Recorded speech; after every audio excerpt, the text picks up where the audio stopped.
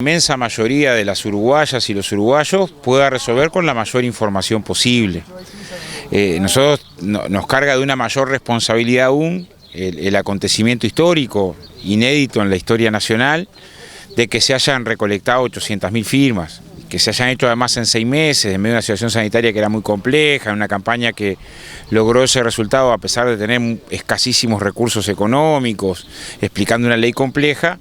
Ahora nos obliga al doble a tratar de cumplir un compromiso, que es explicar con mayor detalle por qué es negativo una forma de contrato de alquiler que promueve el desalojo en pocos días, violentando cualquier derecho a la familia que vive en una vivienda, por qué es negativo vulnerar la educación pública, en este caso haciendo retroceder de manera profunda la participación de docentes y maestros en los consejos de educación primaria, secundaria y UTU.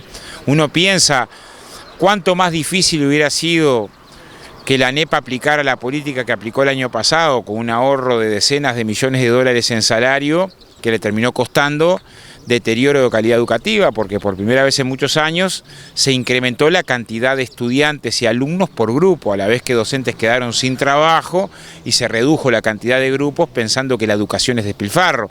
Bueno, nosotros creemos que el recuperar la participación de los docentes va a ayudar a que estos temas se traten con otra sensibilidad, haber hecho retroceder la presencia de la Universidad de la República en el Sistema Nacional de Educación, que es la universidad que nos dio el 90% de los científicos del GACH. No parece sensato que una institución que promueve el 80% del conocimiento científico en Uruguay vea reducida su participación. Entonces lo que estamos tratando de hacer ahora es explicar las razones, algunas que son muy contundentes. O sea, yo no he encontrado hasta ahora a nadie en Uruguay que me sepa explicar o que me fundamente o que apoye la discrecionalidad que se le otorga al secretario de Inteligencia con la nueva disposición de información secreta, donde va a poder ocultar todo tipo de información, aún información referida a violación de derechos humanos, a la justicia. Entonces, estamos como en un tiempo donde se nos obliga a explicar los contenidos de la ley de urgente consideración.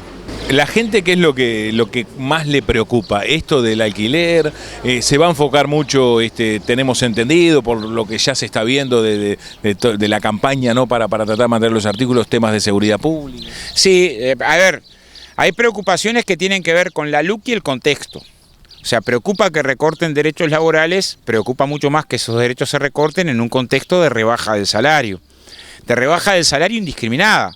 Fíjense que según Exante, un estudio que hace con 1.700 empresas acerca de las empresas y el COVID, el sector del agronegocio creció en sus resultados un 27%.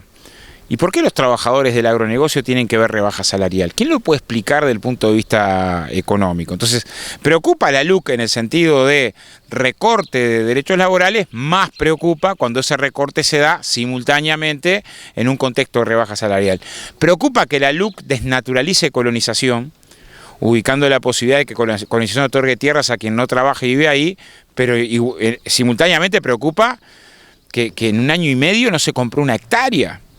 O sea, si uno criticaba a los gobiernos que durante el 85 y el 2005 compraron apenas un promedio de 1.000 y pico de hectáreas por año, y lo poníamos en comparación con el entorno de las 10.000 hectáreas que se compraron en promedio en los 15 años del frente, este año y medio la sacaron del estadio, 0. Entonces, preocupa que se determinen instrumentos que generan trabajo. El gobierno ha decidido que la seguridad sea el elemento, el caballo de batalla principal de la discusión. Yo creo que está bien que discutamos también sobre las cuestiones de seguridad. Primero porque es bueno que la sociedad uruguaya discuta, en principio, si más gente presa más tiempo es igual a seguridad. Y si uno revisa, los 10 países con menos violencia y menos delitos del mundo son países que tienen entre 60, 70 u 80 personas privadas de libertad cada 100.000 habitantes. Uruguay ha alcanzado ahora las 380 personas privadas de libertad cada 100.000 habitantes. ¿Qué dicen todos los expertos? Los sistemas penitenciarios grandes son infinanciables, terminan siendo pobres sus resultados en materia de educación, termina siendo pobres los resultados en materia de rehabilitación, de controles, y termina germinando, como pasó en un montón de lugares en América Latina, que las peores mafias criminales se forman en las cárceles. 1/3 de los uruguayos que están presos son primarios por hurto. Y lo que pasa, como sucedió trágicamente en las últimas semanas con una persona que estuvo torturada haciendo primario por hurto durante 40 días, que todos vimos las imágenes, es que en muchos casos el joven que entró por receptación, que cometió un error, compró un celular robado, termina teniendo que ser parte de la banda narco para sobrevivir. Precisamos un abordaje diferente de las cuestiones de la seguridad. Entonces, ¿qué cosas cuestionamos? Bueno, cuestionamos que se instale en legítima defensa la orientación de que puede ser una respuesta proporcional al hurto o el homicidio. Cuestionamos las medidas, las cuestionamos antes de votar, que nos anunciaban que se habilitaba, se corría el riesgo de discrecionalidad policial con las nuevas normas de procedimiento. Eso era una teoría. Ahora, el informe que dan los defensores de oficio, que ubica 80 denuncias hechas ante el juez, hechas por la persona damnificada, grabado el testimonio de personas no que sufrieron un empujón, sino lesiones comprobadas, la mayoría indigentes y jóvenes pobres. Bueno, tendríamos que debatir mucho más de eso. Esto no es toda la policía, ni la mayoría, es una parte, pero hay un crecimiento exponencial. A ver, nadie puede pasar indiferente a que a una persona le perforen el oído y lo dejen sordo, aunque un trabajador recién salido de una intervención neurológica lo golpeen a él y a su hija de 14 años. Esto está ahora en trámite de la Suprema Corte de Justicia, pero nos ayuda a entender de que no le erramos cuando dijimos, ojo, cuando dijeron todos los especialistas, ojo, que dejar de rendir cuentas habilita determinadas prácticas que pueden ser muy regresivas. Los expertos hace un año nos decían que las cárceles iban a empeorar con las medidas que se votaron en la LUC. Con esto de no poder redimir penas por trabajo y estudio o limitar la libertad anticipada. Bueno, las cárceles que tenían problemas pasaron a empeorar los problemas. Hace un año teníamos un 20 y algo % de personas privadas de libertad que estaban en condición inhumana y degradante, ahora tenemos un 33%.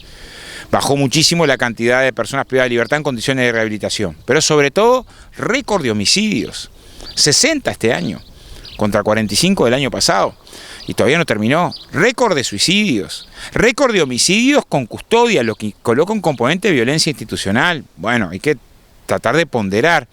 Bueno, un cuarto capítulo de seguridad son las medidas sobre los adolescentes. Nadie puede explicar cómo ante un fenómeno social, donde tenemos 900 gurises privados de libertad en el 2014. Fue convocado el pueblo uruguayo a decidir con ese contexto, 900 gurises privados de libertad, niveles de reincidencia alta, fugas, y se votó no al camino punitivo, no a la baja a la de imputabilidad.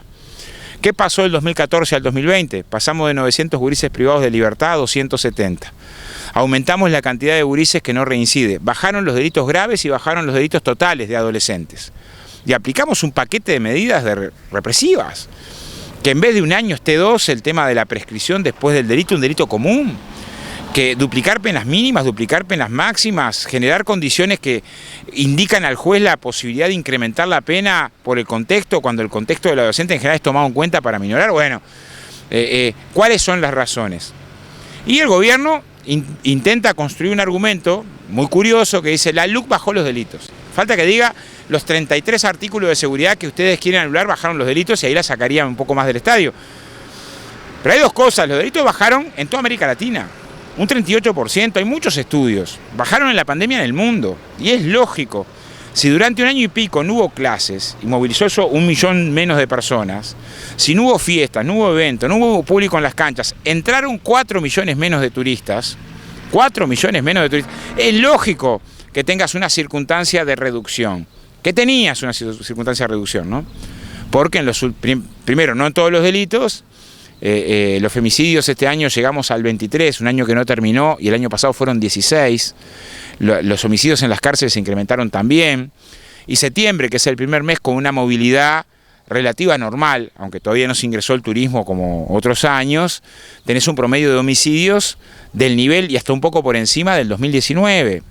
Entonces, precisamos una argumentación más seria que el simplismo que intenta comunicar fácil, pero no ayuda a razonar la respuesta que tenemos que construir a problemas complejos. ¿Cómo se conjuga, bueno, esta campaña para derogar estos artículos y también, bueno, lo que es la presidencia del Frente Amplio, ¿no? Esa disputa interna entre los tres candidatos? Teniendo en cuenta que es lo central, y lo central es la campaña sobre la LUC.